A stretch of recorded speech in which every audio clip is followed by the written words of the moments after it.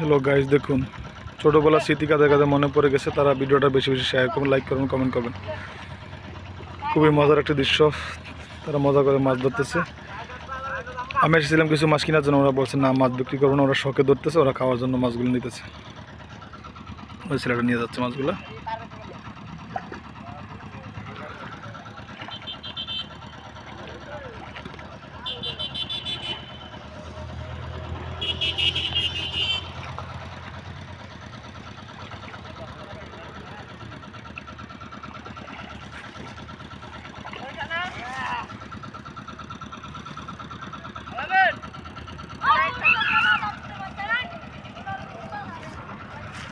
ওই আমার জামাই অপেক্ষা করতেছে, জামাই বলতেছে ওরা মাছ